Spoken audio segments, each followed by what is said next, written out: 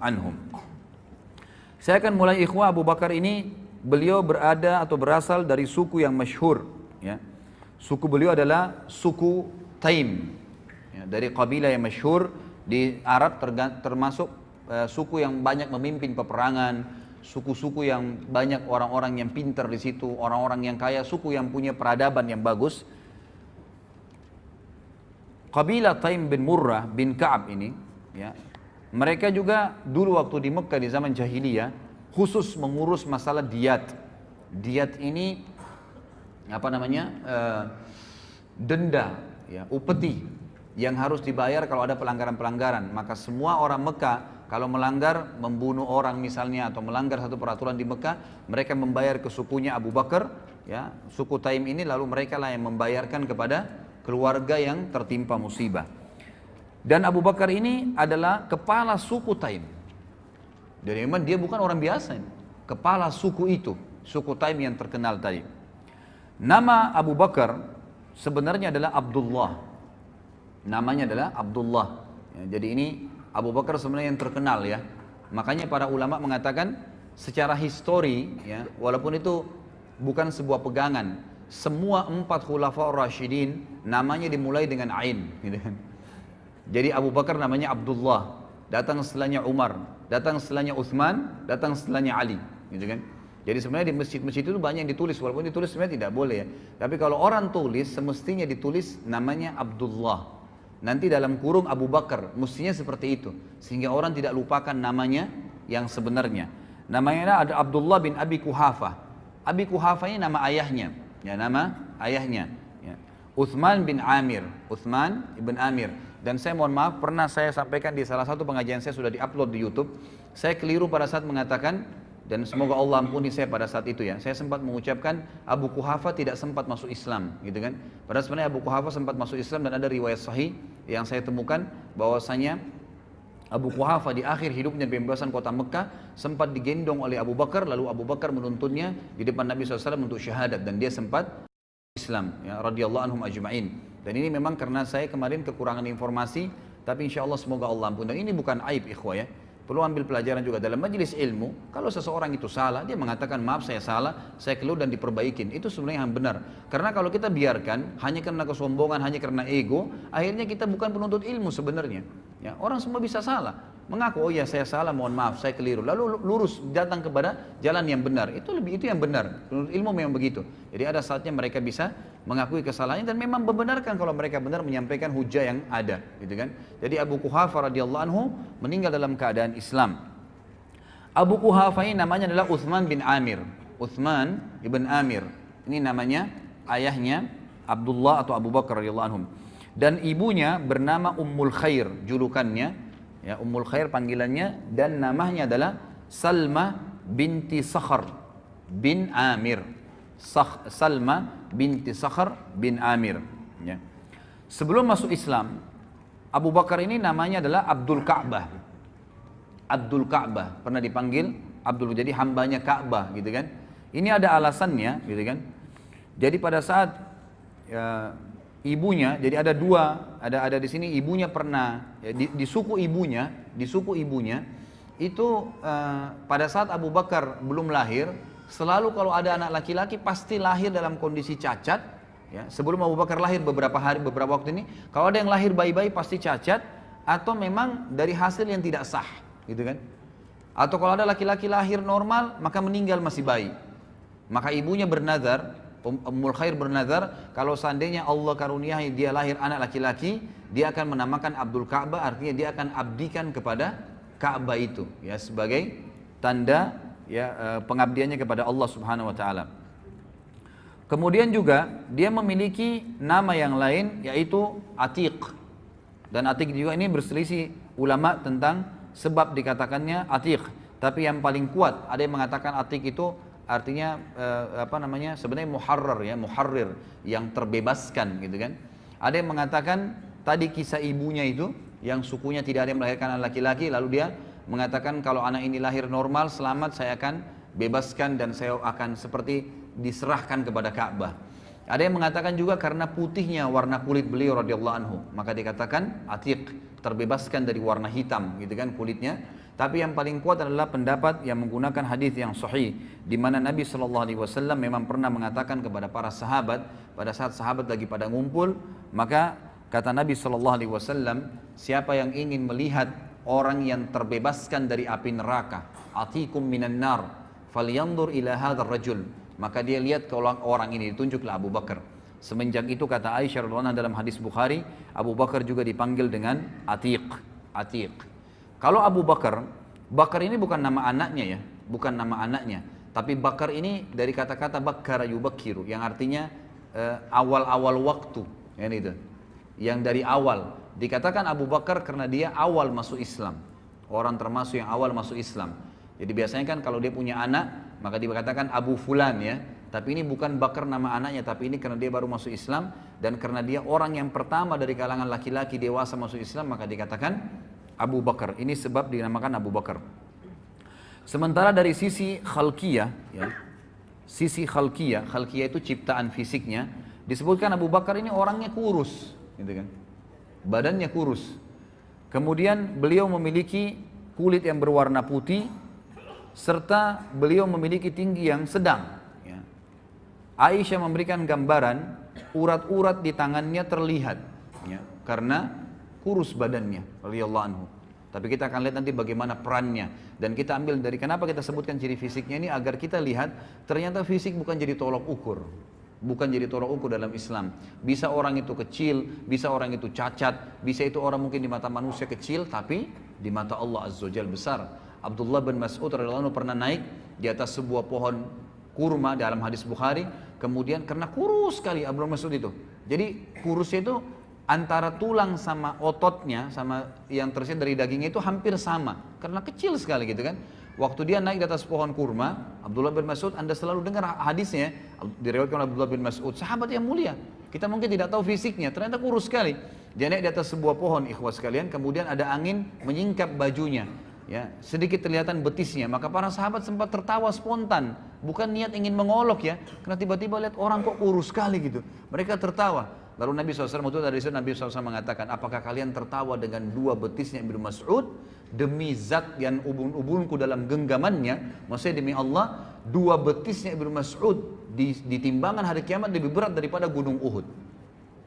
Jadi bukan itu tolokan masalah fisik, walaupun fisik dalam Islam juga boleh dianjurkan untuk dijaga. Tapi kita lihat nanti di sini Allah SWT lebih menuju atau lebih tersasar kepada hati seseorang. Abu Bakar adalah seorang pedagang. Kalau keterampilan beliau adalah pedagang yang sangat mahir, dan beliau memang tinggal di sebuah lokasi ya di Mekah itu yang memang lokasi itu seperti umumnya sekarang ya, dia ada seperti komplek gitu ya. Di sekitar situ memang yang tinggal orang-orang kayanya Mekah, dan dia tinggal bertetangga dengan Khadijah radhiyallahu anhum ajma'in gitu kan. Dan para ulama sejarah hampir semua sepakat mengatakan persahabatan antara Nabi SAW dengan Abu Bakar justru setelah Nabi SAW menikah dengan Khadijah dan bertetangga dengan Abu Bakar. Disitulah Nabi SAW mengenal Abu Bakar, dan Abu Bakar mengenal Nabi SAW. Dan beliau juga termasuk ya orang yang paling mahir dan mengetahui tentang silsilah orang-orang Arab. Jadi setiap orang kalau mau datang nanya, si fulan dari turunan mana, suku ini dari mana, beliau mengetahui semua, dan orang banyak bertanya kepada beliau di Mekah. Dan beliau juga adalah, tadi seperti saya katakan, kepala suku dari suku Taim, ya suku Taim. Sementara pernikahan beliau, radhiyallahu anhu,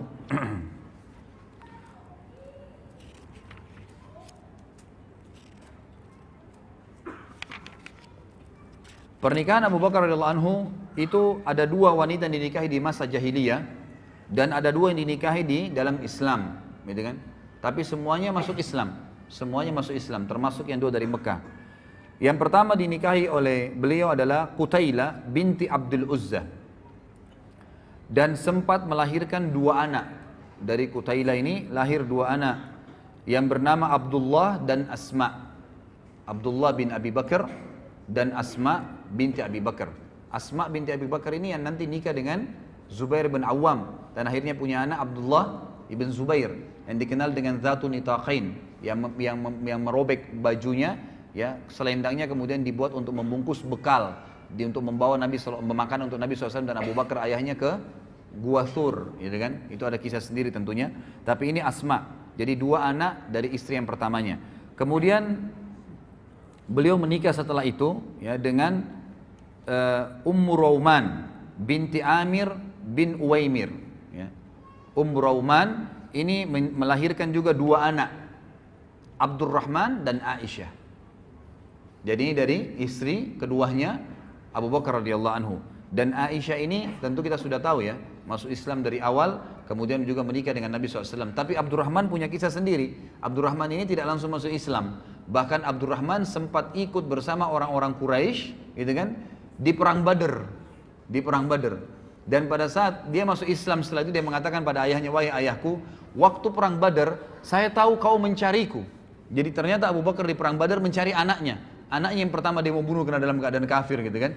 Lalu saya berusaha menghindar darimu karena saya tidak mau berhadapan denganmu. Kata Abu Bakar, demi Allah kalau kau berhadapan denganku, aku tidak akan berpaling dan aku akan membunuhmu dalam keadaan kafir. Luar biasa. Jadi tidak ada anak pun kalau kafir ya kafir, nggak ada ceritanya, gitu kan? Itu luar biasa bagi radhiyallahu anhum. Kemudian setelah masuk Islam di Madinah, beliau menikah dengan Habibah binti Kharijah. Habibah binti Kharijah ini waktu Abu Bakar hijrah ke Madinah, itu Nabi SAW mempersaudarakan antara Muhajirin dan Ansar kan. Nah Abu Bakar ini dipersaudarakan oleh Nabi SAW dengan Kharijah. Kharijah ini salah satu sahabat Nabi dari Ansar radhiyallahu anhu, gitu kan. Lalu ya Abu Bakar menikahi anaknya dia yang bernama Habibah. Dan Habibah ini memiliki anak satu dari Abu Bakar bernama Ummu Kalthum. Tapi Ummu Kalthum ini lahir pada saat Abu Bakar sudah meninggal dunia. Ya, jadi Habibah ini hidup bersama Abu Bakar sampai akhir masa khilafahnya. Kemudian istri yang dinikahi yang keempat adalah Asma binti Umais. Dan ini melahirkan anak satu bernama Muhammad.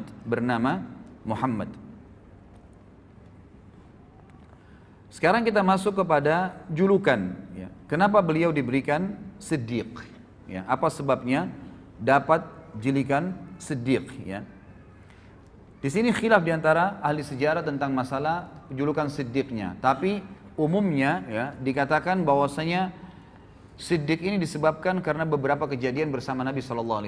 Yang pertama sekali adalah pada saat Nabi SAW mengajaknya masuk Islam, kemudian menceritakan kepadanya kisah Gua Hira, datangnya Jibril dalam poster asli sebagaimana dalam hadis Bukhari. Ya, bahwasanya Nabi SAW berkata, ya pada saat saya turun dari Gua Hira menuju ke rumah saya, maka dengar suara dari langit mengatakan, wahai Muhammad, anta Rasulullah wa ana Jibril. Lalu Nabi SAW katakan, saya angkatkan kepala saya ke langit, di sana saya lihat badan Jibril memenuhi langit, ke timur, ke barat, ke utara, ke selatan, dan Jibril memiliki 600 ekor sayap, gitu kan? Yang kalau satu sayapnya dikebaskan bumi ini maka akan hancur bumi ini. Tapi pada saat itu Nabi SAW menyampaikan kepada Khadijah, Khadijah percaya. Maka orang yang pertama masuk Islam wanita adalah Khadijah. Lalu orang kedua yang diceritakan adalah Abu Bakar. Dan Abu Bakar pada saat itu begitu Nabi SAW selesai mengucapkan, langsung dia bilang, apa tuntunanmu hai Muhammad? Asyhadu an la ilaha illallah wa asyhadu anna Muhammadar Rasulullah. Langsung syahadat pada saat itu. Tidak ada keraguan sedikit pun. Langsung. Bayangkan ya, orang menceritakan tentang malaikat yang pada saat itu tidak ada sama sekali. Sekarang saja dengan teknologi canggih, orang kalau bukan dengan iman tidak percaya, apalagi zaman itu. Tapi di sini Abu Bakar tidak ragu sedikit pun. Dan ini adalah bukti yang sangat nyata, ya, kata para ulama tentang wajarnya beliau mendapatkan julukan Siddiq.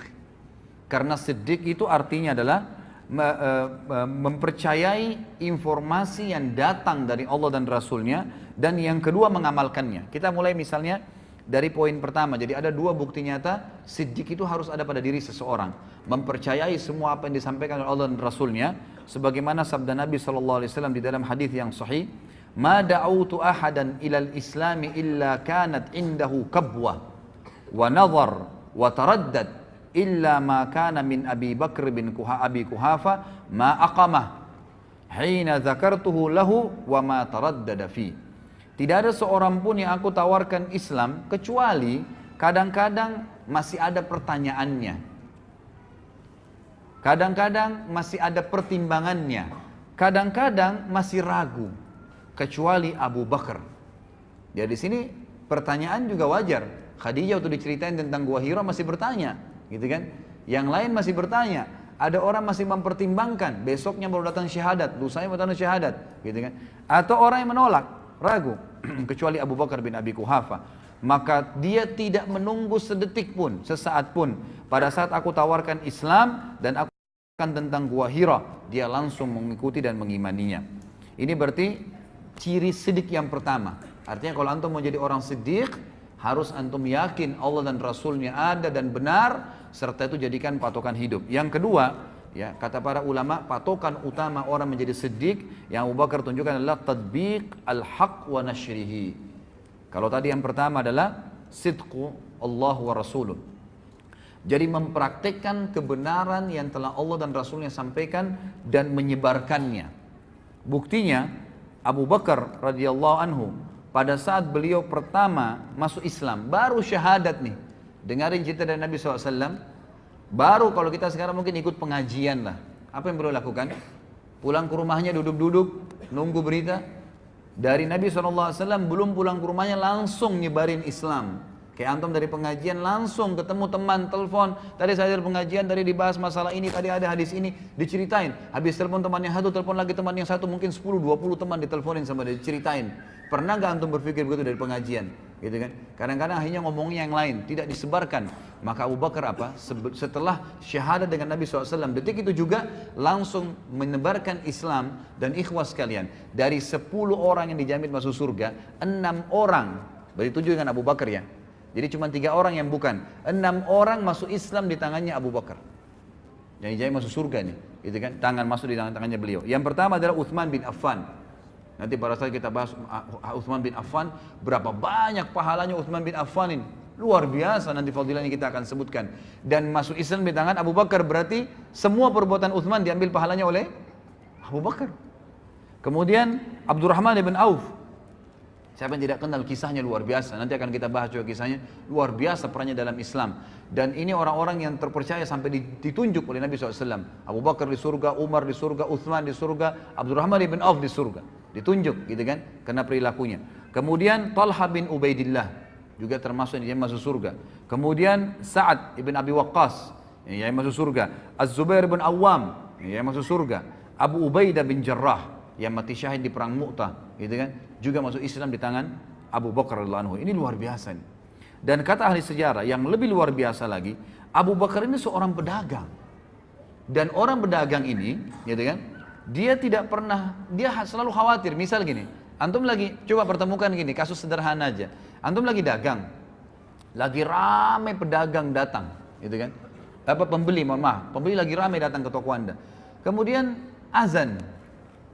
Apa kira-kira antum lakukan? Berani nggak antum bilang, maaf ya sudah azan, habis sholat, tutup.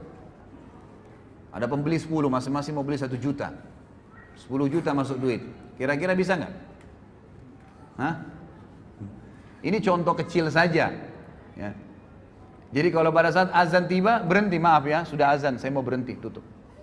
Ikhwah, saya temukan ada orang di Makassar lakukan itu. Ada satu supir angkot ikhwah sekalian, terkenal kisahnya di Makassar. Itu kalau dia lagi jalan, yang biasa supir angkot kita tahu semoga Allah berikan hidayah, kadang-kadang ugal-ugalan, ini enggak rapi kalau di jalan gitu kan. Ternyata dia sering ikut pengajian, taklim, pengajian sunnah di Makassar diikutin sama dia. Maka pada saat dia nak jalan nih, azan duhur nih, dia bilang maaf Bapak Ibu sekalian, azan saya mau sholat di masjid, yang mau ikut sholat silakan, yang tidak mau nggak usah bayar silakan cari mobil lain. Parkir. Yang ikut sholat, dia dapat pahala orang yang sholat. Ada yang turun, mungkin ada yang ngoceh segala, dibiarin sama dia. Pokoknya sholat. Subhanallah, keluar dari masjid, penuh lagi mobilnya. Ini orang yang sidq. Benar. Allah dulu, yang lainnya urusan ke belakang. Gak ada masalah. Seperti itu contohnya ya. Abu Bakar ini seorang pedagang ikhwas sekalian. Dan pada saat dia syahadat, artinya dia mengkufuri semua Tuhannya orang-orang Mekah yang pada saat itu disembah. Dan konsumen dia terbesar adalah orang-orang Mekah. Dia tidak pernah takut kehilangan konsumennya, gitu kan? Tetap dia buktikan dan dia iklankan kalau dia sudah syahadat. Kemudian juga Abu Bakar tidak pernah ragu dalam hal-hal menginfakkan hartanya di jalan Allah Subhanahu wa taala. Tidak pernah ragu sedikit pun. Dan nanti akan kita berikan banyak contoh-contoh di antara membebaskan budak-budak. Abu Bakar juga nanti akan punya berhubungan dengan masalah Isra Mi'raj. Abu Bakar juga punya ya dipukuli orang-orang Quraisy dan banyak sekali yang berhubungan dengan masalah halal yang kita jelaskan nanti. Baik, saya akan sebutkan sekarang ikhwah keutamaan Abu Bakar radhiyallahu anhu dan keunggulannya. Keutamaan beliau radhiyallahu anhu dibandingkan bukan cuma kita, dibandingkan para sahabat-sahabat juga yang lain, kan? Dikatakan dalam hadis Yang pertama adalah riwayat Imam Bukhari dalam kitab Fadailus Sahaba dari Abu Sa'id Al-Khudri radhiyallahu anhu, ia berkata Rasulullah SAW bersabda, "Inna min amannin nasi alayya fi suhbatihi wa malihi Abu Bakar, walau kuntu muttakhidan khalilan ghaira rabbi lattakhadtu Abu Bakar, walakin ukhuwatul Islami wa mawaddatuh, la yabqayanna fil masjid babun illa sudda illa babu Abi Bakar." Sesungguhnya orang yang paling berjasa kepadaku, ikhwah ini yang bicara kiai dan guru kita dan Nabi kita Muhammad sallallahu alaihi wasallam. Dia katakan apa? Sesungguhnya orang yang paling berjasa kepadaku dengan persahabatan dan hartanya adalah Abu Bakar, yang oleh orang-orang Syiah dikafirkan. Di mana Nabi sallallahu alaihi wasallam, perhatikan bedanya antara perkataan Nabi SAW dengan orang-orang Syiah. Kata Nabi SAW, sesungguhnya orang yang paling berjasa kepadaku dengan persahabatan dan hartanya adalah Abu Bakar. Seandainya aku boleh mengangkat seorang kekasih, aku boleh mencintai orang berlebihan, ya, selain Tuhanku, niscaya aku akan memilih Abu Bakar sebagai khalil, kekasih pilihanku. Akan tetapi yang dibolehkan dalam Islam adalah persaudaraan. Ini di halaman 118 ya, yang pegang bukunya. Dan kasih sayang tidak tersisa, tidak boleh. Ini akhir hadis ini disebutkan pada tahun ya 10 Hijriah, setelah Nabi SAW pulang dari Haji Wada. Waktu itu ikhwah sekalian dan akhwat rahimakumullah, masjid Nabi SAW itu didempetin oleh rumah-rumah sahabat. Dan rumah-rumah sahabat ini begitu buka pintu langsung masjid Nabi, kan gitu. Semua itu di tahun 10 Hijriah, Nabi SAW memerintahkan semua rumah sahabat dibongkar, nggak boleh ada di situ. Kalau mau diwakafin buat masjid silakan. Kata Nabi SAW, semua pintu yang menuju ke masjid, rumah yang hadap masjid langsung dempet, semua harus dikosongkan. Kecuali rumahnya Abu Bakar. Abu Bakar saja yang boleh, yang lain tidak boleh. Dan ini kata ulama kelebihan tersendiri. Gitu kan? Sampai sekarang antum bisa lihat di sebelah Babus Salam, di Masjid Nabawi itu ada namanya Khawkha Abi Bakar. Khawkha ini artinya bekas rumahnya dulu. Karena Abu Bakar radhiyallahu anhu. Ini hadis yang pertama. Orang yang paling tulus, ya, dan paling disukai dan dicintai oleh Nabi SAW. Artinya orang yang dicintai oleh Nabi SAW berarti dia mencintai Nabi SAW. Orang yang membenci berarti membenci Nabi SAW. Hadis yang kedua, kata Nabi SAW di dalam hadis yang sahih riwayat Imam Ahmad dan Tirmidzi, "Arhamu ummati bi ummati Abu Bakar, wa ashadduhum fi amrillahi Umar, wa ashadduhum hayaan Uthman, wa aqdahum Ali." Umatku yang paling sayang kepada umatku itu sendiri adalah Abi Bakar. Orang yang paling menyayangi umat Islam adalah Abu Bakar radhiyallahu anhu. Kemudian orang yang paling kuat dalam mempertahankan agama Allah adalah Umar. Dan orang yang paling memiliki rasa malu dari umatku adalah Uthman. Dan juga orang yang paling menguasai peradilan, yang paling adil dalam berhukum adalah Ali. Dan hadis ini sudah saya sebutkan tadi, hadis yang sahih, gitu kan. Kemudian juga disebutkan oleh Nabi SAW di dalam hadis yang diriwayatkan oleh Imam Ahmad, Tirmidzi, Ibnu Hibban dan disahihkan oleh Syekh Albani, "Inna ahlad darajatil ula la yarawna min fawqahum kama tarawna al-kawkab ad-durri atau durriya fi ufuqis sama, wa inna Abu Bakrin wa Umar minhum wa an'ama." Sesungguhnya penghuni derajat-derajat yang tinggi terlihat di atas mereka seperti kalian melihat bintang-bintang yang bersinar di langit. Artinya nanti derajat tinggi di surga itu seperti kita lihat bintang di malam hari terang, jauh sekali dan kita tidak tahu apa-apa di sana, cuma terang saja, benderang gitu. Lalu kata Nabi SAW, sesungguhnya Abu Bakar dan Umar termasuk mereka dan keduanya dalam kenikmatan, artinya memiliki derajat tertinggi di surga. Juga dalam hadis yang lain, ya, kata Nabi SAW di dalam hadis yang diriwayatkan oleh Imam Tirmidzi dan disahihkan oleh Syekh Albani, kata Nabi SAW, "Ma li ahadin indana yadun illa waqad kafa'nahu ma khala Abu Bakar, fa inna lahu indana yadan yukafi'uhu Allahu biha yaumal qiyamah, wa ma nafa'ani malu ahadin qattun ma nafa'ani malu Abi Bakar, walau kuntu muttakhidan khalilan lattakhadtu Abu Bakrin khalila, wa inna sahibakum khalilullah." Tidak seorang pun yang mempunyai jasa baik kepada kami kecuali kami telah membalasnya kecuali Abu Bakar. Jadi semua sahabat Nabi SAW kalau memberikan sesuatu, diberikan sesuatu pasti Nabi balas langsung pada saat itu, diberikan balasan. Kecuali Abu Bakar, sesungguhnya dia mempunyai jasa yang mulia. Allah lah yang akan membalasnya pada hari kiamat. Aku tidak mengambil manfaat dari harta seseorang seperti aku mengambil manfaat dari harta Abu Bakar. Seandainya aku boleh mengangkat seorang khalil, kekasih, ya, niscaya aku menjadikan Abu Bakar sebagai khalil. Dan sesungguhnya sahabat kalian ini adalah khalilullah. Sesungguhnya sahabat kalian, saya Nabi SAW ini, sesungguhnya saya, kata Nabi, adalah kekasihnya Allah Subhanahu wa Ta'ala. Kemudian juga kata Nabi SAW di dalam hadis yang sahih diriwayatkan atau disebutkan oleh Syekh Albani dengan sanad yang sahih dari Jabir bin Abdullah radhiyallahu anhu bahwasanya Rasulullah SAW bersabda, Abu Bakar wa Umar min hadzal dini kamanzilatis sam'i wal basari minar ra's.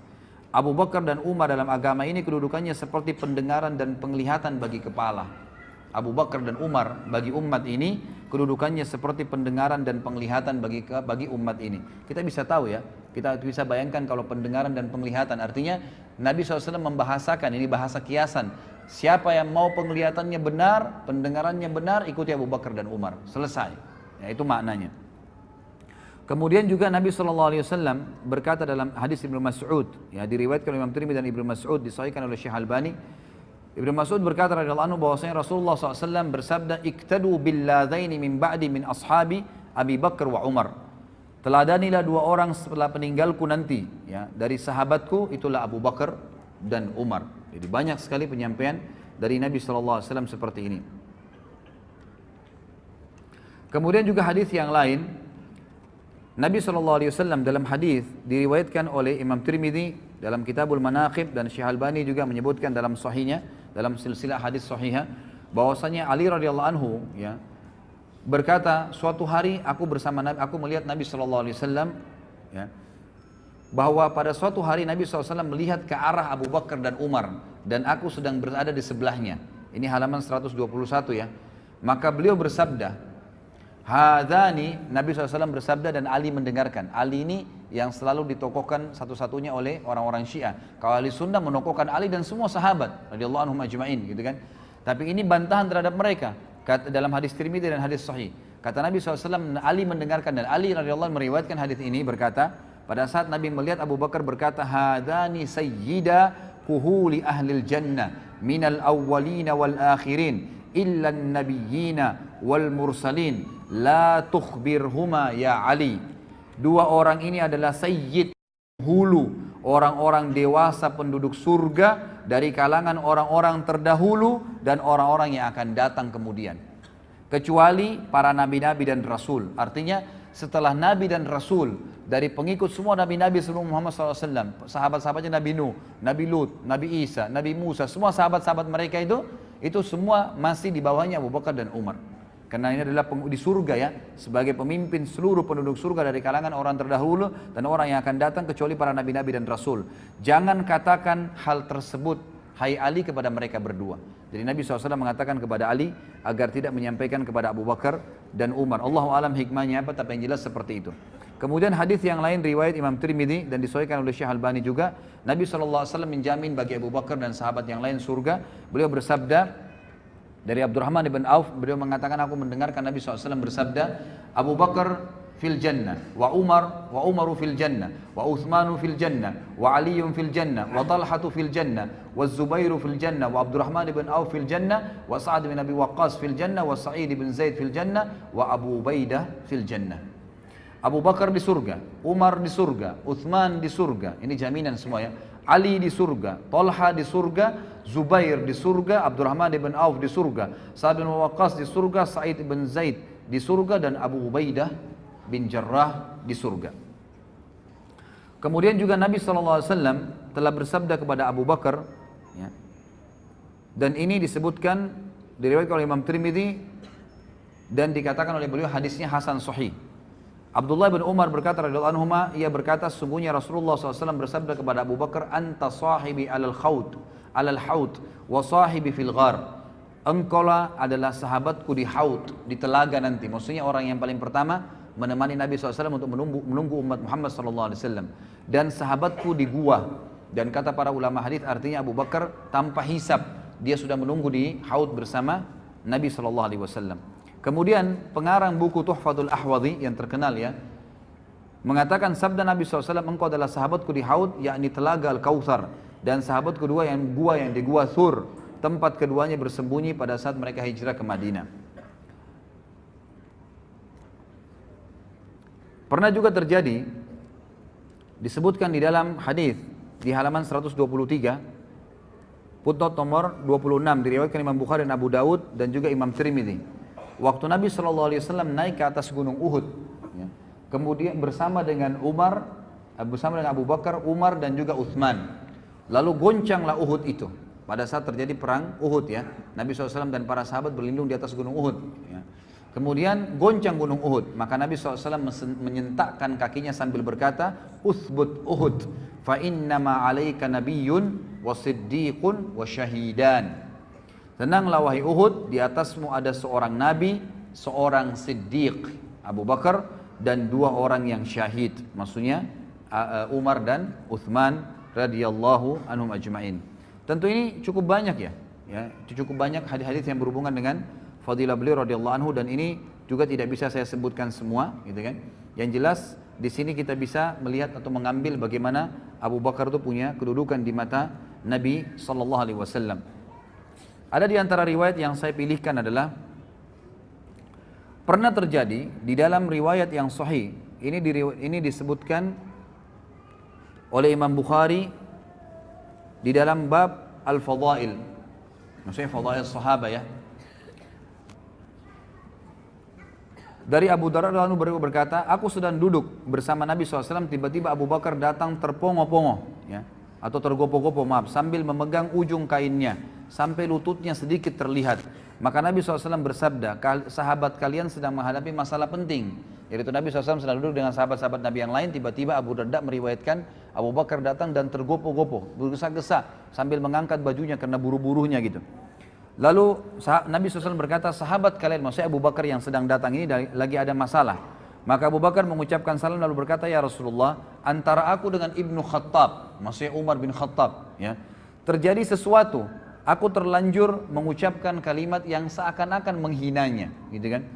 Kemudian aku menyesal, aku memintanya untuk memaafkanku, namun dia tidak berkenan. Dan ini pelajaran lain ya, bahwasanya Abu Bakar juga punya salah. Bukan berarti tidak pernah salah sama sekali. Tapi Abu Bakar dengan siddiqnya, seperti yang saya ucapkan ikhwan, salah, oh ya maaf saya salah, maafin, lalu tinggalkan. Bukan berarti memelihara kesalahan itu. Lalu dia mengatakan, saya minta maaf kepada Umar, tapi Umar tidak berkenan memaafkan, maksudnya masih jengkel gitu ya. Maka aku datang ke sini, maka Rasulullah SAW bersabda dalam hadis Bukhari ini, yaghfirullahu laka ya Abu Bakar, pasti Allah sudah ampuni kamu wahai Abu Bakar. Nabi SAW mengulangi 3 kali kalimat tersebut. Kemudian Umar menyesal. Dia datang ke rumah Abu Bakar dan bertanya, apakah Abu Bakar ada di sini? Keluarganya menjawab, tidak. Maka Umar datang kepada Nabi SAW, sementara wajah Nabi SAW berubah karena marah kepada Umar. Sampai-sampai Abu Bakar merasa kasihan kepada beliau, ya, kepada Nabi SAW. Untuk apa marah gitu? Abu Bakar lalu berlutut di depan Nabi SAW dan berkata, ya Rasulullah, akulah yang salah. Aku yang salah ya Rasulullah, maksudnya bukan Umar, dan aku yang mau minta maaf, sambil berlutut depan Nabi SAW. Lalu kata Nabi SAW apa? Ini pelajaran besar, padahal Abu Bakar yang berbuat salah ya, cuma karena dia sudah akuin apa yang terjadi. Kata Nabi SAW, innallaha, dalam hadis Bukhari ini, ba'athani ilaikum fakultum kadzabta wa qala Abu Bakar sadaqa wa wasani binafsihi wa mali fahal antum tariku li sahibi fahal antum tariku li sahibi. Sesungguhnya Allah mengutusku di Mekah, kemudian kalian semua berkata engkau berdusta. Termasuk Umar kan, pertama tidak mengimani Nabi SAW, mengikuti orang-orang Quraisy mengatakan Muhammad berbohong. Tetapi Abu Bakar berkata, dia benar. Abu Bakar membenarkannya. Abu Bakar telah membantuku dengan jiwa dan hartanya. Apakah kalian berkenan membiarkan dan memaafkan sahabatku untukku? Apakah kalian berkenan membiarkan sahabatku untukku? Maka setelah itu kata Abu Darda, tidak ada lagi orang yang berani menyakiti Abu Bakar. Tidak ada lagi orang yang berani menyakiti Abu Bakar. Kemudian yang tadi saya katakan ikhwah, ini sedikit saya tambahkan masalah masuk Islamnya Abi Quhafah. Riwayatnya disebutkan ya dengan sahih oleh Imam Ahmad dan Abu Ya'la dan Ibnu Hibban, dan disahihkan oleh Syekh Al-Albani dalam silsilah hadis sahihah. Melalui Muhammad bin Sirin ia berkata, Anas bin Malik ditanya tentang semir rambut Rasulullah SAW. ya, semir rambut Rasulullah SAW. Maka dia berkata, sesungguhnya Rasulullah SAW tidak tumbuh uban kecuali sedikit. Maksudnya Nabi tidak pernah menyemir rambutnya. Akan tetapi Abu Bakar dan Umar sepeninggal beliau telah mewarnai rambut keduanya dengan henna dan khatam. Maksudnya warna yang warnanya coklat kemerah-merahan.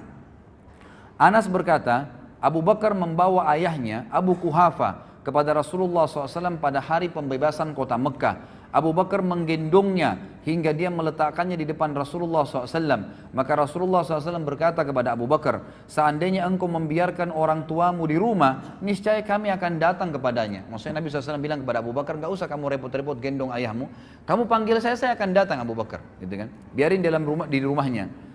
Hal itu beliau katakan untuk menghormati Abu Bakar sallallahu alaihi wasallam. Maka Abu Kuhafa masuk Islam sementara rambut dan jenggotnya putih seperti pohon, ya, di sini disebutkan taghamah, ya, sebuah pohon yang memang sering daunnya pun, bunganya pun putih. Maka Rasulullah SAW bersabda, ubahlah keduanya, tetapi jangan dengan warna hitam. Jadi hadis ini sebenarnya menyebutkan tentang masalah bolehnya mewarnai selain putih ke warna selain hitam. Boleh merah, boleh warna yang lain yang kira-kira tidak menyolok, tapi yang dipakai bukan Umar adalah henna. Henna ini warna coklat kemerah-merahan. Allahu alam, ini yang dibolehkan. Tapi di sini juga pelajaran besar, ternyata Abu Kuhafa telah masuk Islam, dan di sini juga perannya Abu Bakar dalam bersegera, ya, menyelamatkan kedua orang tuanya. Jadi ikhwah dan akhwat yang orang tuanya masih dalam keadaan kufur, jangan tunda, terus dakwain, terus doain, dan berusaha sampai Abu Bakar menggendong ayahnya yang sudah tua di hadapan Nabi SAW untuk syahadat. Kemudian juga Abu Bakar adalah orang yang paling dicintai, sebagaimana Amr bin As disebutkan dalam hadis riwayat Muslim dan Tirmidzi. Amr bin As ini sahabat Nabi yang terkenal sekali. Ya, pakaiannya selalu bersih, tampan orangnya, selalu wibawa. Orang kalau lihat suka sekali Amr bin As, gitu kan? Dia yang ditunjuk oleh Umar bin Khattab menjadi membebaskan Mesir, Afrika, dan menjadi gubernur di Mesir, gitu. Amr bin As ini, saking setiap ketemu dengan Nabi SAW, ikhwah, selalu Nabi ajak ngomong, selalu ngobrol. Jadi Amr bin As ini mengira dialah orang yang paling dicintai. Dan ini termasuk bahasan dalam akhlak Nabi SAW. Nabi selalu bermuamalah dengan orang, siapapun sama semua, gitu, sama semua. Sampai orang itu mengira dia orang yang paling dicintai. Amr bin As dengan bangga berkata, ya Rasulullah, aku ingin bertanya pada anda, depan sahabat-sahabat yang lain nih. Dia pikir karena selama ini muamalahnya Nabi khusus gitu sama dia. Lalu dia bilang, siapa orang yang paling anda cintai ya Rasulullah? Kata Nabi SAW, Aisyah, ya, istrinya. Lalu kata sahabat, kata Amr bin As, bukan ya Rasulullah, laki-laki maksud saya, gitu kan. Langsung kata Nabi SAW, ayahnya, maksudnya Abu Bakar. Jadi di sini Amr bin As sempat terkagetkan, dia pikir dialah selama ini orang yang paling dicintai oleh Nabi SAW. Abu Bakar, ikhwah, satu-satunya orang yang mendapatkan jaminan akan masuk dari 8 pintu surga dan akan dipanggil namanya hari kiamat dan didengar oleh seluruh orang. Sebagaimana disebutkan di dalam hadis riwayat Imam Bukhari dan Muslim. Kata Nabi SAW dari Abu Hurairah radhiyallahu anhu, man anfaqa zawjaini min syai'in minal asya'i fi sabilillah du'iya min abwabil jannah. Ya Abdullah hadza khair. Faman kana min ahli salati du'iya min babis salah. Wa man kana min ahli jihadi du'iya min babil jihad. Wa man kana min ahli sadaqah du'iya min babis sadaqah. Wa man kana min ahli siyami du'iya min babis siyam wa babir rayyan. Ya. Jadi di sini dikatakan barang siapa yang menginfakkan sepasang harta. Maksudnya di sini adalah dia menginfakkan dirham dan dinar, itu kan? Seperti itu, atau 2 hewan jantan dan betina. Dari segala sesuatu di jalan Allah, dia dipanggil dari pintu-pintu surga. Wahai hamba Allah, ini adalah kebaikan. Barang siapa yang termasuk orang-orang yang mendirikan solat, maka dia dipanggil dari pintu solat. Siapa yang berjihad, dipanggil dari pintu jihad. Siapa yang bersedekah, dipanggil dari pintu sedekah. Barang siapa yang termasuk, ya, orang-orang yang berpuasa, dipanggil dari pintu puasa. Dan itu namanya pintu rayyan. Ya. Artinya gini ikhwan, semua pintu itu nanti sesuai dengan amal-amal ibadahnya orang. Ada orang yang punya di setiap pintu istana, dia bisa datangin kapan saja kalau dia mengerjakan jenis-jenis ibadah ini. Kata Abu Bakar, ya Rasulullah, adakah orang yang dipanggil dari semua pintu itu, semua dia bisa dapat di surga? Enggak ada pintu yang tidak dipanggil, gitu kan? Maka kata Nabi SAW, ya, dan aku berharap engkaulah orangnya. Engkaulah orangnya. Jadi ini pernyataan yang jelas, ya, bagaimana Abu Bakar radhiyallahu anhu ditunjuk oleh Nabi SAW termasuk orang yang dipanggil dari 8 pintu tersebut. Ada banyak orang tidak menyadari, ikhwas sekalian, bahwasanya hidup, ya, yang paling baik adalah mencintai Nabi SAW. mencintai Nabi Sallallahu Alaihi Wasallam. Dan tidak ada orang ikhwah yang mencintai Nabi SAW melebihi Abu Bakar. Tidak ada orang yang mencintai melebihi Abu Bakar. Ada kisah ikhwah panjang sekali, saya ringkaskan begini. Pada saat Abu Bakar, ya, pada saat Nabi SAW sedang tawaf, dan hadis ini disebutkan oleh Ibnu Hajar dalam Bidayah wan Nihayah, dan rawi-rawinya semua thiqat. Dan Al-Haythami juga menyebutkan dalam Majma', dan juga rawi-rawinya semua dikatakan oleh Bazzar thiqat, dan Bazzar menukil riwayat ini sepanjang, selengkapnya semua, dan ini hadis sahih. Suatu hari Nabi SAW sedang tawaf di Ka'bah, kemudian tiba-tiba Nabi SAW dikeroyokin oleh orang-orang Quraisy. Pada saat dikeroyokin oleh orang-orang Quraisy, gitu kan, maka ada yang menarik baju Nabi SAW, ada yang mendorong Nabi SAW, ada yang berusaha memukul Nabi SAW, dikeroyokin, gitu kan. Dan tidak ada satu orang pun yang berani untuk membela Nabi SAW waktu itu. Sampai datangnya Abu Bakar, ya. Abu Bakar kebetulan waktu itu dikatakan adalah kepala suku Taim. Datang kemudian mendobrak orang-orang Quraisy tersebut. Dan Ali berkata, pada saat itu kami semua menyaksikan, ya, tidak ada seorang pun di antara kami yang berani membela Nabi SAW karena banyaknya orang-orang Quraisy yang mengurumuni Nabi SAW. Sampai datangnya Abu Bakar, lalu Abu Bakar memindahkan mereka satu persatu, mendorong dan memukuli satu sama yang lain sambil berkata, ya, apakah kalian mau membunuh seseorang yang mengatakan Tuhanku Allah? Lalu datanglah orang-orang Quraisy mengurumuni Abu Bakar sampai datangnya seseorang yang bernama Utbah bin Rabi'ah. Yani Utbah bin Rabi'ah nanti yang mati di perang Badar, terbunuh di tangan Hamzah radhiyallahu anhu, ya. Maka Utbah bin Rabi'ah pun memegang Abu Bakar lalu menghantamkan sendal yang terisikan dengan dobel karet yang keras ke wajah Abu Bakar dan menjatuhkan Abu Bakar ke tanah, lalu duduk di atas dadanya dan terus memukuli Abu Bakar sampai tidak bisa dibedakan antara hidung dan wajah Abu Bakar karena banyaknya darah yang mengalir, dan akhirnya Abu Bakar pun terpinsankan. Lalu datanglah suku Taim membela Abu Bakar sampai-sampai mereka memikul Abu Bakar, ya, dengan dengan kain, sehelai kain, dan mereka membawa ke rumahnya. Dan waktu itu Ummul Khair, ya, ibunya Abu Bakar masih ada, dan Ummu Khair pun ini duduk sambil menyangka Abu Bakar anaknya sudah meninggal dunia. Mereka terus berusaha memanggilnya, menyadarkannya, membersihkan luka-lukanya sampai sore hari. Pada saat sore hari ternyata Abu Bakar masih bangun dan ternyata dia cuma pingsan. Kalimat yang paling pertama diucapkan oleh Abu Bakar pada saat bangun, bagaimana keadaan Rasulullah Muhammad SAW dalam kondisi sakit keras, gitu kan? Lalu orang-orang sukunya yang kafir-kafir, yang memang tadinya memang membela karena kesukuan, mengatakan tinggalkan saja dia. Bukannya dia peduli dirinya, malah dia peduli dengan temannya, gitu kan? Maka Abu Bakar pun tetap mengucapkan kalimat, bagaimana keadaan Rasulullah kepada ibunya. Kata Ummul Khair, waktu itu belum masuk Islam, ya. Dia mengatakan, saya tidak tahu tentang keadaan temanmu. Kata Abu Bakar, coba tanya kepada Ummu Jamil bint Khattab. Ini salah satu muslimah, sahabiat, gitu kan. Coba tanyakan kepada Ummu Jamil. Ini yang pegang buku di halaman 130, 131 ya kisahnya. 130 sampai 131. Jadi ini saya ringkaskan. Sekarang saya sedang bahas 131 di paragraf pertama. Pergilah kepada Ummu Jamil binti Khattab, tanya kepadanya. Ummu Jamil ini kebetulan seorang sahabiat yang sudah masuk Islam, gitu kan. Lalu datanglah Ummu Jamil kepada Abu Bakar, lalu berkata, Abu Bakar mengatakan, bagaimana keadaannya Rasulullah SAW? Kata Ummu Jamil, ada ibumu, Ummul Khair.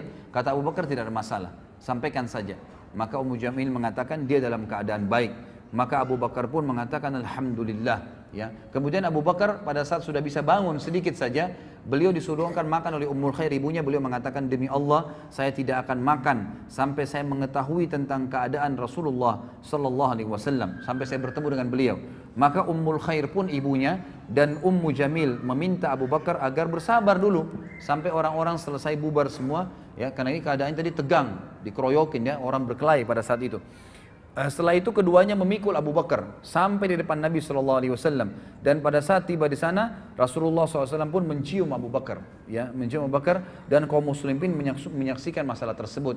Lalu Rasulullah SAW sangat terharu melihat keadaannya, hidungnya sudah hancur, gitu kan, penuh dengan darah semua, dan tidak bisa ngomong pun, tergagak-gagak ngomongnya.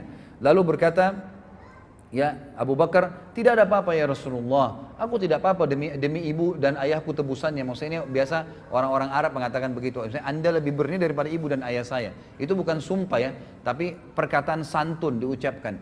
tebusannya ayah dan ibuku ya Rasulullah, aku tidak apa-apa. Terus Abu Bakar mengatakan sambil menangis, dan Rasulullah SAW mengecup kepala Abu Bakar. Ya, dan lalu Nabi SAW mendoakan Abu Bakar dengan doa yang baik, ya, doa yang baik. Lalu Abu Bakar sempat pada saat itu mengatakan, ya Rasulullah, ini ibu saya, Ummul Khair, orangnya baik, orangnya santun, ajaklah dia masuk Islam dan doakanlah.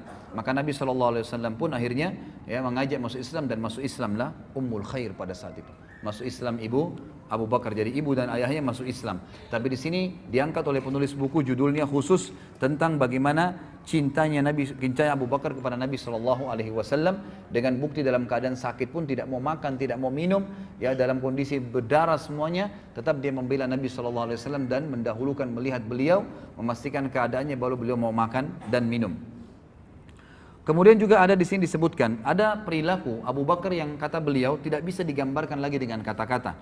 Disebutkan oleh Ali radhiyallahu anhu,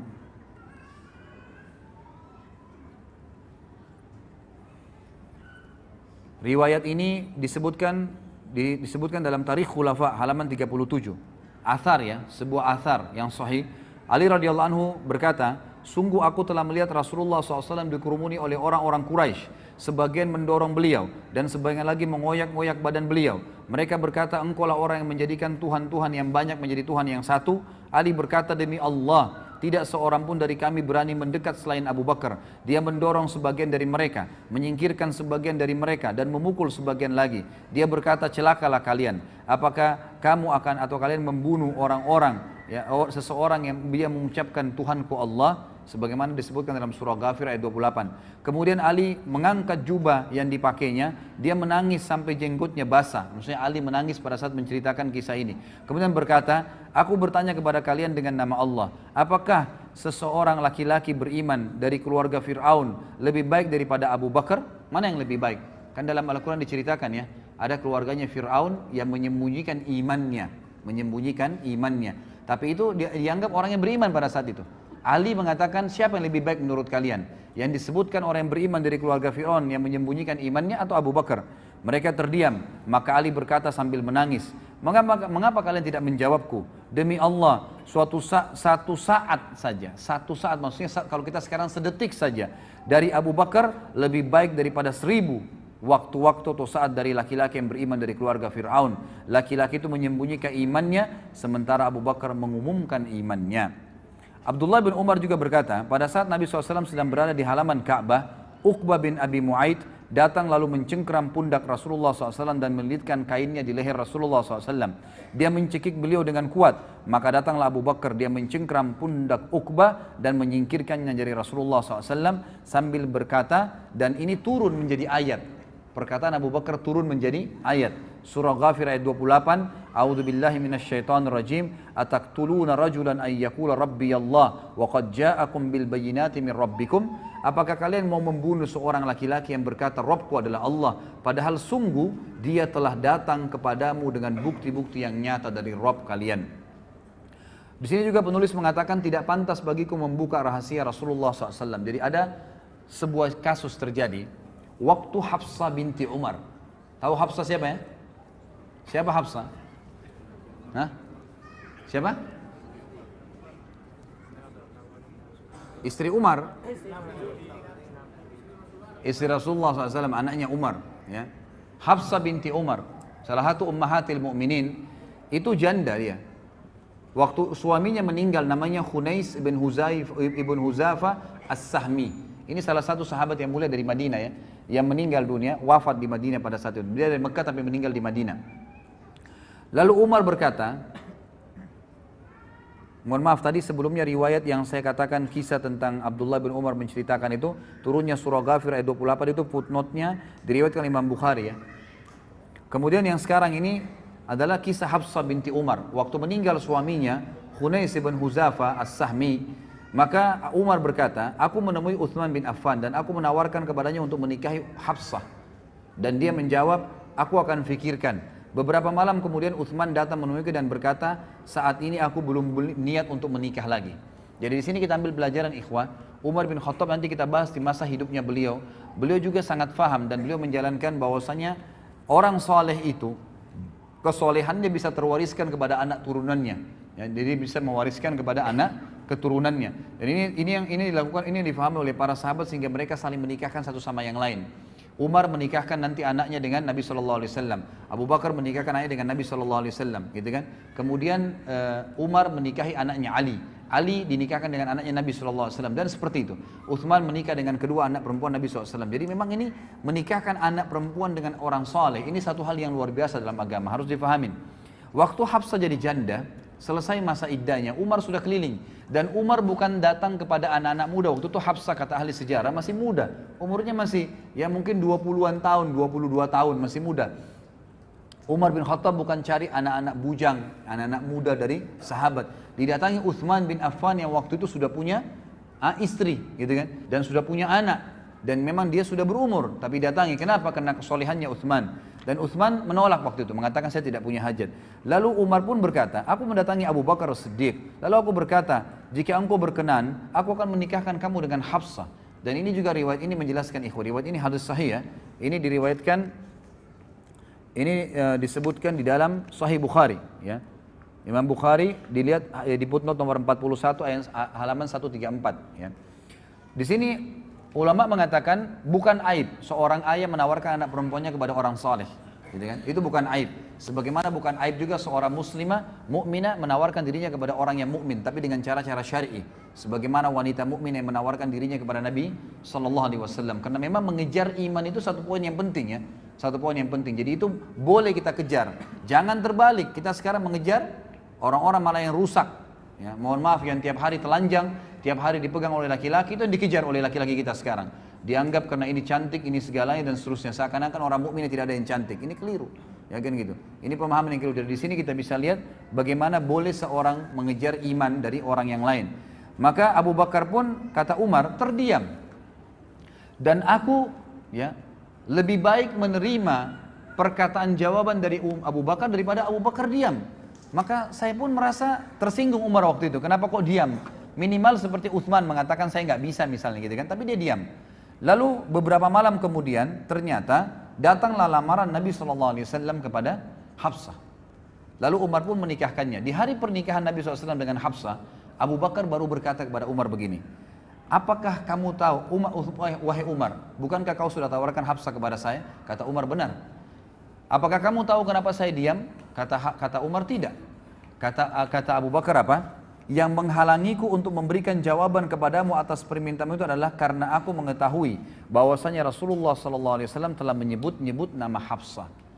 Tidak pantas bagiku membuka rahasia Rasulullah SAW. Seandainya Rasulullah SAW tidak berkenan, niscaya aku yang akan menerima tawaranmu. Jadi di sini jelas Abu Bakar radhiyallahu anhu bukan tidak mau menikahi Hafsah, tapi tidak mau mendahului Nabi SAW karena Nabi sempat menyebutkan namanya Hafsah pada saat meninggal. Nabi tidak bilang saya akan nikahi Hafsah, tidak. Cuma mengatakan Hafsah kesihan, meninggal suaminya. Maka Nabi SAW, maka Abu Bakar tidak mau mendahului Nabi SAW. Kalau Nabi tidak nikahi, barulah dia nikahi. Kita lihat kemudian bab yang lain ikhwah sekalian adalah infak Abu Bakar di jalan Allah Subhanahu Wa Taala. Mungkin mohon maaf kalau ikhwah tidak keberatan dan akhwat, kalau seandainya azan duhur nanti, ya, dan anda tidak buru-buru kita lanjutkan setelah sholat duhur ya, karena memang ini masih ada beberapa poin-poin. Kalau ada yang punya hajat mendesak tidak ada masalah meninggalkan tempat, tapi kalau enggak saya berharap kita tuntaskan materinya. Kita masuk ke poin yang lain adalah infak Abu Bakar di jalan Allah Subhanahu Wa Taala. Infak Abu Bakar di jalan Allah Subhanahu Wa Taala disebutkan dalam hadis ya, diriwayatkan oleh Imam Bukhari, disebutkan oleh Tabarani dalam Kitabul Al-Kabir dari Ibnu Abbas dan dihasankan oleh Syekh Albani. Kata Nabi SAW, ma ahadun a'lamu indi yadan min Abi Bakar wasani binafsihi wa mali wa ankahani ibnatah. Tidak ada seorang pun yang lebih besar jasanya kepadaku daripada Abu Bakar. Dia telah membantuku dengan jiwa dan hartanya, tambah lagi dia menikahkanku dengan putrinya. Maksudnya Aisyah radhiyallahu anha. Tentu Umar bin Khattab tadi menunggu Nabi SAW yang melamar. Tapi ini enggak, Nabi SAW yang dinikahkan oleh Abu Bakar dengan anaknya Aisyah. Kemudian dikatakan juga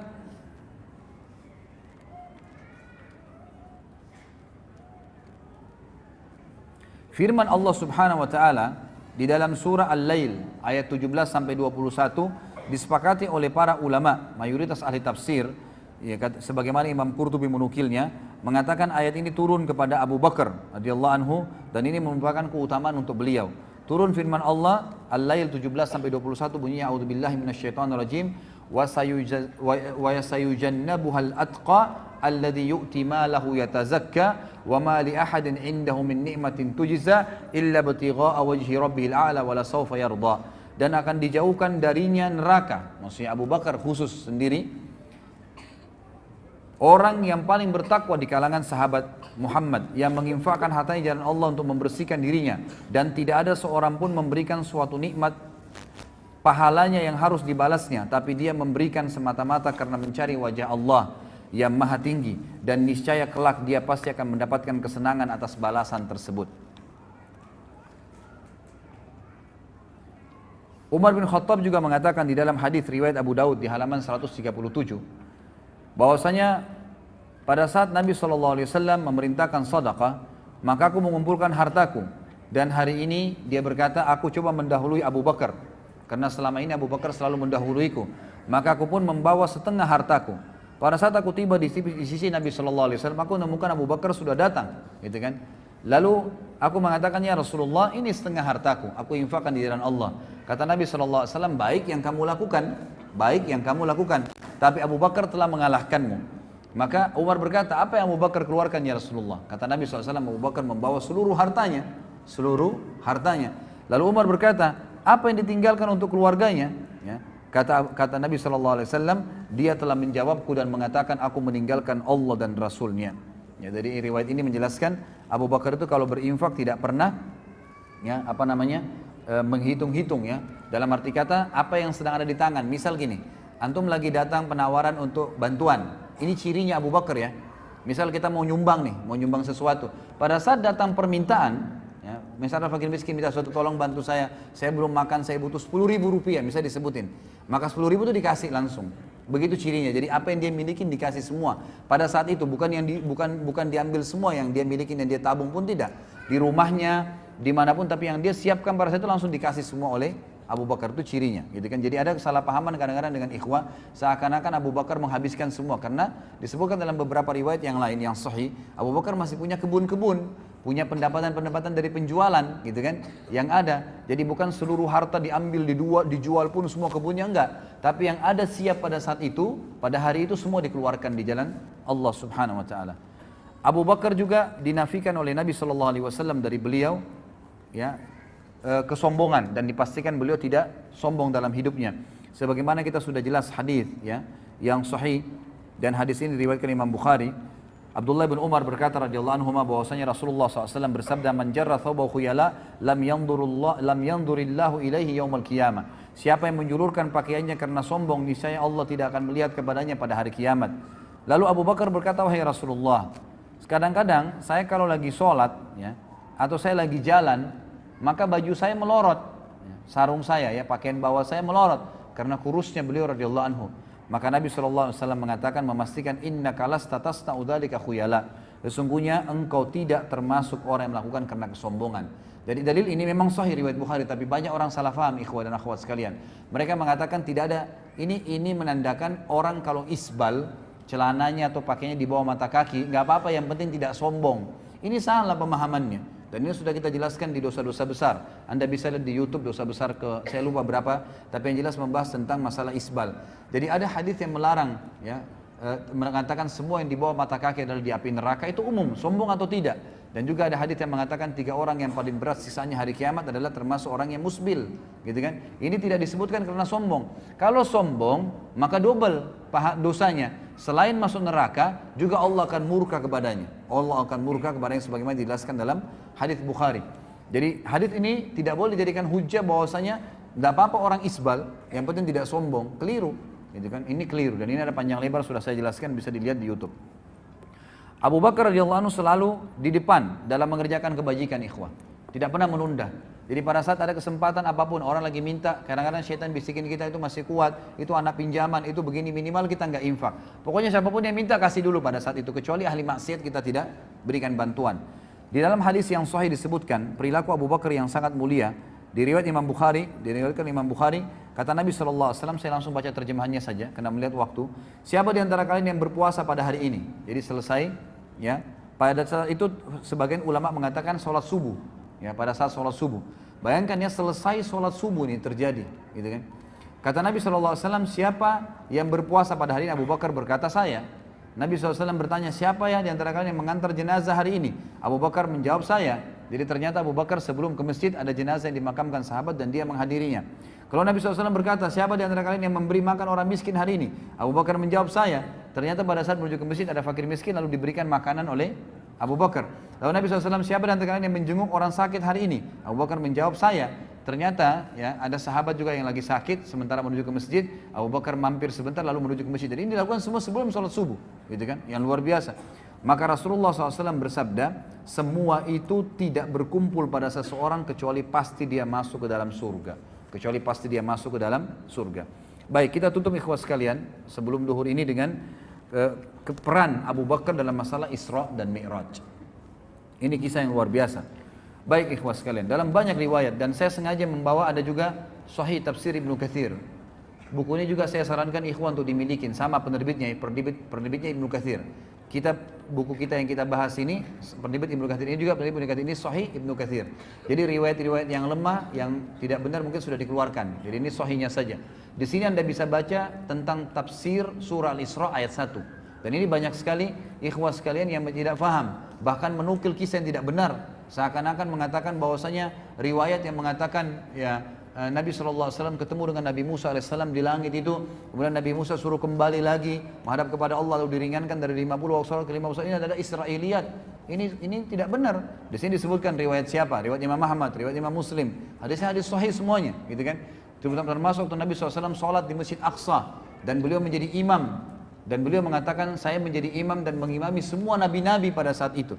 Bahkan ada riwayat Bukhari menjelaskan Nabi SAW selesai sholat dikatakan oleh kepadanya, wahai Muhammad, inilah Malik penjaga neraka, hadir pada saat itu. Bagaimana Allahu alam. Tapi ini kejadian Isra dan Mi'raj. Baik ikhwas sekalian, kisahnya begini.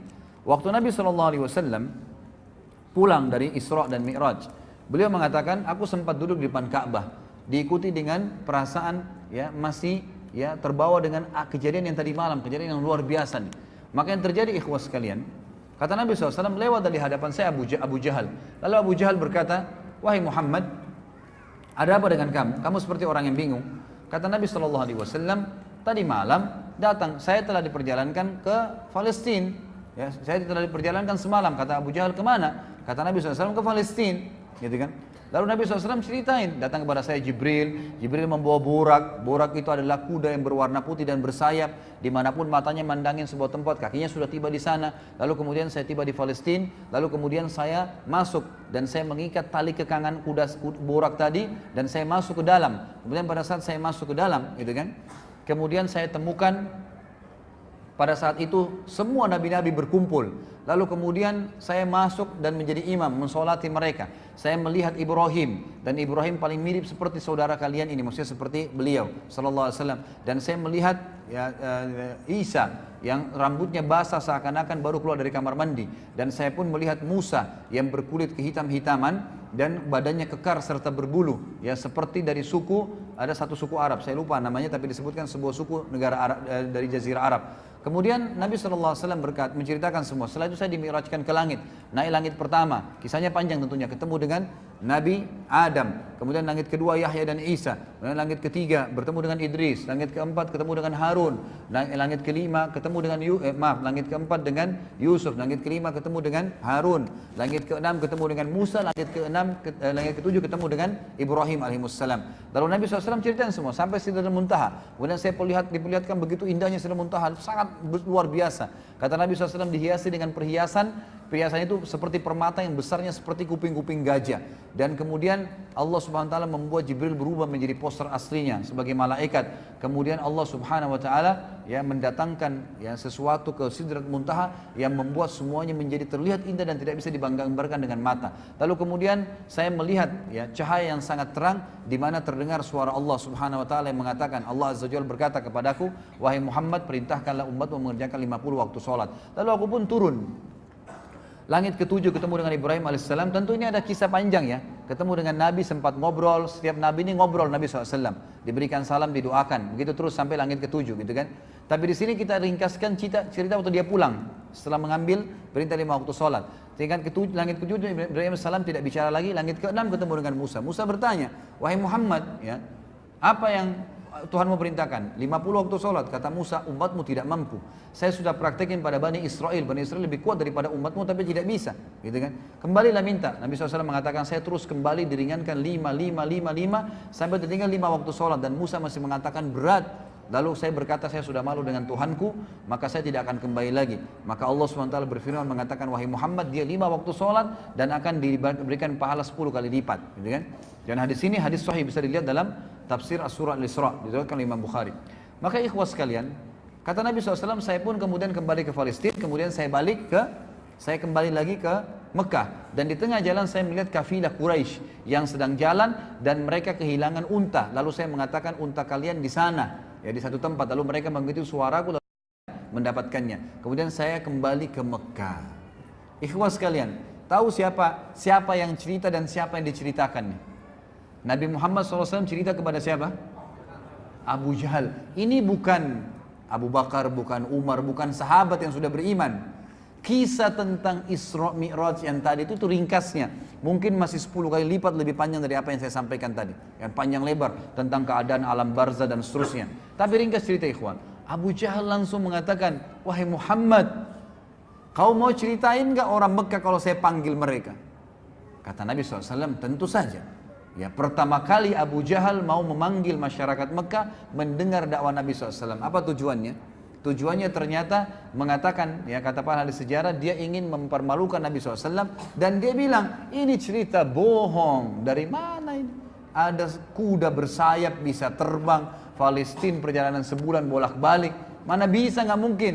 Lalu Abu Jahal pun mengatakan kepada orang-orang Mekah, dalam beberapa athar dikatakan naik sebuah gunung namanya Gunung Abi Kubais, tempat mengiklankan informasi di Mekah. Kemudian dia naik dan di sebelahnya ada Nabi SAW. Orang-orang Mekah kalau lihat orang naik di Gunung Abi Kubais, semuanya pada ngumpul dan semuanya tahu ada informasi penting. Dan mereka tambah kaget karena di atas Gunung Abi Kubais ada Abu Jahal, raja mereka orang-orang kafir di Mekah, dan ada Muhammad SAW. Nabi Muhammad SAW adalah orang yang terpercaya di Mekah, tokoh Quraisy, dan belum pernah dua-duanya ini bersatu sama-sama di tempat akan disampaikan informasi. Orang-orang kafir Mekah berkumpul karena Abu Jahal, para sahabat kumpul karena Nabi SAW. Apa yang terjadi ikhwan? Abu Jahal mengatakan, silakan Abu Bakar, silakan Rasulullah, silakan Muhammad sampaikan. Nabi SAW ceritain Isra Mi'raj, kejadiannya begini, semua panjang lebar sampai selesai. Apa yang terjadi ikhwan? Orang-orang kafir dari orang Mekah tambah kafir. Ini gila nih, gak mungkin. Gimana caranya? Perjalanan Mekah Palestina sebulan ditempuh dalam satu malam pulang pergi? Gak mungkin. Itu satu bulan itu pergi ya, pulang pergi berarti 2 bulan. Itu tidak mungkin. Bagaimana caranya bisa gak mungkin? Ini gila, gak mungkin. Lalu sahabat-sahabat pun yang sudah beriman, itu mereka bimbang. Tapi ini Nabi, gak mungkin salah. Abu Jahal turun dari gunung Abi Kubais sambil ketawa mengatakan apa ikhwan? Ya. Sekarang agamanya Muhammad sudah habis. Sampai ke Darun Nadwa dia bilang kepada orang Quraisy, berita gembira wahai Quraisy, agamanya Muhammad sudah habis. Kata mereka, kenapa? Tuh lihat Muhammad di bawah gunung Abi Kubais dikerumunin orang, dia berbuat cerita bohong. Ceritanya begini. Abu Jahal tidak sadar dengan hikmah Allah menceritakan Isra Mi'raj. Begini, Muhammad ceritain semua. Tinggal satu orang, kata Abu Jahal. Kalau satu orang ini kalian bisa rusak keyakinannya, maka agamanya Muhammad habis. Cari Abu Bakar. Abu Bakar waktu itu lagi di kebun kurmanya di luar kota Mekah. Maka datang mereka semua. Termasuk ada beberapa sahabat Nabi yang waktu lihat Abu Jahal jalan rame-rame dan mendengar pembicaraan itu ikut. Mau dengar juga. Abu Bakar bilang apa nih? Orang lagi pada bimbang pada saat itu. Informasi yang tidak ada teknologi bisa sampai begitu luar biasanya gitu.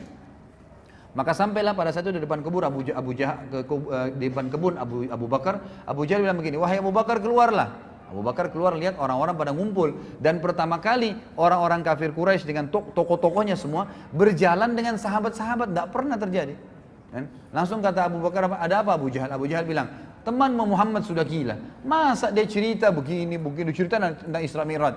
Sedangkan dia ke Palestina saja perjalanan sebulan ditempuh semalam, tidak masuk di akal saya. Apalagi dia sholat bersama Nabi-Nabi, apalagi dia naik ke langit, ketemu Tuhannya, itu lebih saya nggak percaya. Apa kata Abu Bakar? Ada 2 riwayat. Riwayat yang sahih sebenarnya menyebutkan begini. Wahai Quraisy, kalau Muhammad ucapkan itu, pastikan jawaban dari saya, dia pasti benar. Nggak mungkin salah, gitu kan? Baik, sebentar kita azannya. Dia pasti benar. Lalu kemudian ya berkata dalam riwayat yang lain, ya riwayat Bukhari juga kata Abu Bakar, kalau aku, hai Quraisy, kalau Muhammad ucapkan dia pasti benar. Dan ditambah lagi dengan perkataan, dia telah mengucapkan kepada saya hal-hal yang dia katakan datang dari langit, turun dari langit. Saya sudah yakini, apalagi kalau cuma sekedar dia naik, sama saja. Turun dengan naik sama saja, apa bedanya? Kalau dia turun dari langit saya percaya, apalagi kalau naik, gitu kan? Tapi ada sebuah athar yang luar biasa, ikhwan. Apa kata Abu Bakar? Wahai Quraisy, kalau di depan mata saya ada sebuah tembok warnanya putih terang, dan Abu Bakar mengatakan, tidak wahai Muhammad, tidak wahai Abu Bakar, itu hitam. Maka saya akan bohongkan mata saya dan saya katakan, oh iya, mata saya yang salah, hitam. Apa yang terjadi, ikhwah? Abu Jahal teredam kekufurannya pada saat itu. Gak bisa buat apa-apa. Ternyata Abu Bakar yang dia ingin rusak keyakinannya, sudah mengatakan, kalau depan mata saya tembok putih terang, mata saya lihat putih. Muhammad bilang, enggak Abu Bakar, itu hitam. Oh iya, saya yang salah, hitam. Gitu. Jadi matanya pun dibohongkan. Ini luar biasa keyakinannya. Gitu kan, luar biasa kejujuran dengan Nabi SAW. Lalu Abu Bakar tahu ini ada masalah. Dia berkata kepada para sahabat, di mana Rasulullah SAW? Oh, Rasulullah di bawah gunung Abi Kubais, dikerumunin orang. Abu Bakar segera datang, dari jauh teriak, ya Rasulullah, sengaja teriak-teriak gitu. Orang-orang pada balik semua. Seperti di masjid ini kalau ada yang panggil saya dari belakang, pasti antum bilang, loh ini ada yang panggil, kita balik semua. Siapa orang itu? Tidak, Abu Bakar sengaja, dan orang-orang dengar nih. Pada saat Abu Bakar sambil jalan mendekati Nabi SAW, beliau mengatakan, Abu Jahal telah cerita kepada saya, lalu Abu Bakar menceritakan Isra Mi'raj lengkap. Jadi makin nyebar beritanya. Terus sampai depan Nabi SAW, lalu kata Abu Bakar apa? Benarkah ya Rasulullah? Kata Nabi SAW dengan jelas, benar wahai Abu Bakar. Abu Bakar mengucapkan ikhwan dan akhwat kalimat yang kata ulama dengan kalimat ini Islam sampai kepada kita. Kalau dia tidak ucapkan, kita tidak kenal Islam sekarang. Dia bilang apa? Anda pasti benar. Depannya orang semua. Nggak mungkin salah. Pasti benar. Semua kekufuran jadi redam pada saat itu. Sahabat-sahabat yang sudah reda keyakinannya jadi kuat imannya. Lalu apa yang terjadi? Abu Bakar kuatkan lagi, sempurnakan, mengatakan apa? Wahai, dia katakan, ya Rasulullah, kami tahu di Mekah ini ada orang-orang yang sudah sering lihat Palestina, lihat Masjid Aqsa, tahu pintu gerbangnya Palestina, penulisnya Masjid Aqsa, tahu jalan-jalannya. Anda kan belum pernah, kami tahu Anda belum pernah. Kami datangkan orang-orang Quraisy, yang pernah tahu ke sana, termasuk Abu Bakar sendiri pernah ke Palestina, tahu kan itu. Ya Rasulullah, ceritakan buat kami. Lalu Abu Bakar sempat berkata kepada mereka, wahai Quraisy, Muhammad akan ceritakan tentang Palestina dan Masjid Aqsa. Kalau dia ucapkan seperti yang kalian tahu, berarti kalian harus meyakininya. Tapi kalau dia mengucapkan tidak seperti itu, maka kalian boleh membohonginya. Lalu Nabi SAW ceritain, kata Nabi SAW dalam hadis Bukhari, dibukakan oleh Allah Masjid Aqsa di hadapan mataku. Lalu aku ceritakan pintu gerbangnya, warnanya, jumlah tiang-tiangnya, jumlah jendelanya. Sampai mereka mengatakan, Muhammad benar, Muhammad benar, Muhammad benar. Nggak ada salahnya, semua diucapkan. Lalu Nabi SAW tutup, dan kita tutup dengan kisah ini ikhwah. Nabi SAW mengatakan, wahai Quraisy, untuk meyakinkan lagi, kalau kalian ingin yakin tentang benar kejadian tersebut, sungguh waktu saya balik dari Mekah ke Palestina, ada kafilah kalian, ada beberapa ekor unta dan ada fulan, nama-nama orang Quraisy, dan mereka sempat kehilangan unta di tengah jalan. Saya sempat bilang unta kalian di lembah sana, mereka ke sana, mereka temukan unta tersebut, dan unta yang paling depan warna putih, di lehernya ada kain merah. 2 hari lagi sampai di Mekah. Orang-orang Quraisy 2 hari kemudian, ikhwas sekalian, ini penutupan kisah, mereka semua yang beriman dan kafir berkumpul di sebuah pintu namanya pintu Bani Syaibah, pintu gerbangnya Mekah. Situ mereka kumpul, dan ternyata betul sebelum duhur tiba, sebelum waktu duhur, sebelum teriknya matahari, datang kafilah tersebut, dan seperti yang Nabi SAW ceritakan, jumlah untahnya dan orang-orangnya serta unta paling depan warna putih, di lehernya ada kain merah. Lalu berkatalah orang-orang Quraisy, wahai kafilah, kalian dari mana? Mereka bilang kami dari Palestina. Lalu orang-orang Quraisy di Mekah bilang apa?